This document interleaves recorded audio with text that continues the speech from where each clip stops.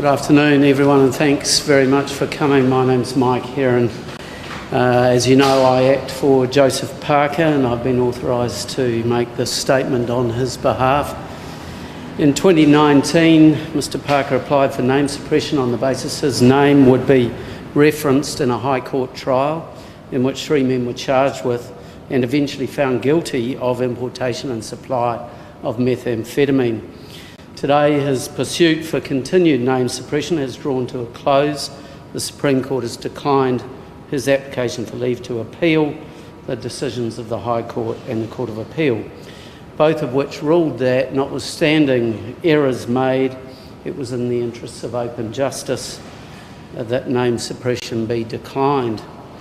Mr Parker and his legal team respectfully acknowledge and accept those decisions whilst we disagree with them. In summary, Mr Parker was investigated by the police, who found there was insufficient evidence on which to charge him.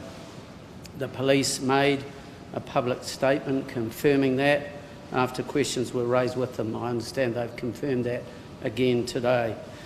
Mr Parker, as you know, has denied on oath any involvement with methamphetamine or any involvement with the importation of drugs.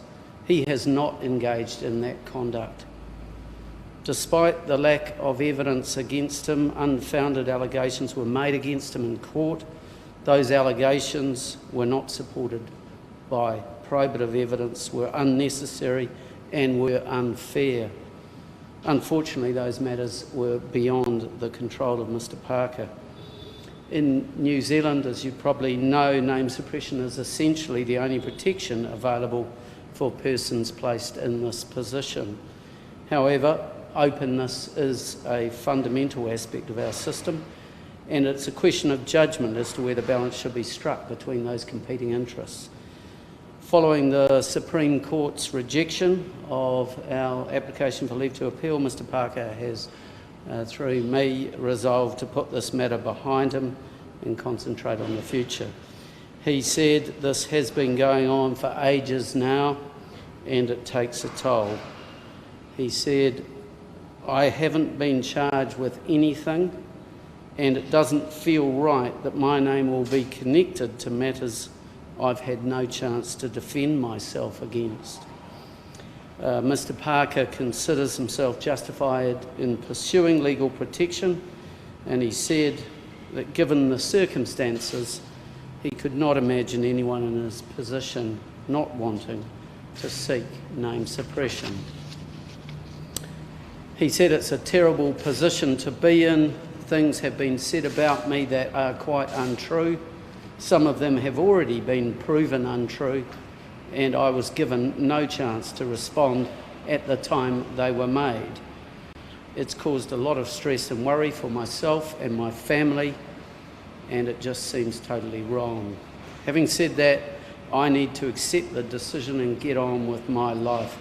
I have other fights to fight, as you know.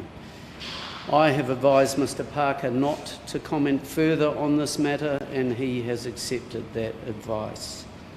Questions? We know that your client wasn't charged, but how does he explain messages from convicted drug dealers talking about buying and supplying drugs? Well, the answer to that, of course, is that these matters were aired in a trial that he was never part of and given no opportunity to challenge. He's not going to re-litigate that now, but if they were to be raised in a trial against him, he could answer those. Do you witness buying white pills in 2017, not taking white pills of those? The same answer applies. Again, this evidence has been given in a trial that he wasn't part of. He's had no opportunity to respond, and really it's of very limited relevance unless he was on trial.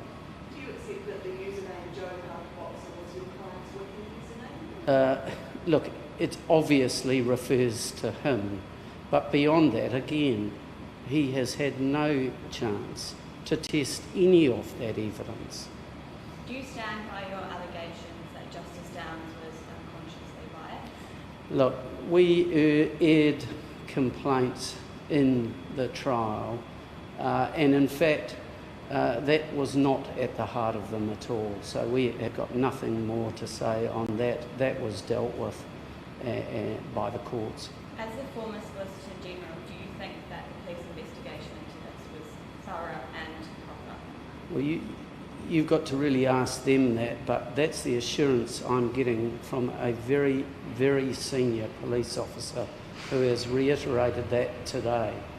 If there was relevant, reliable, credible evidence that there was offending by Mr. Parker, they would have charged him.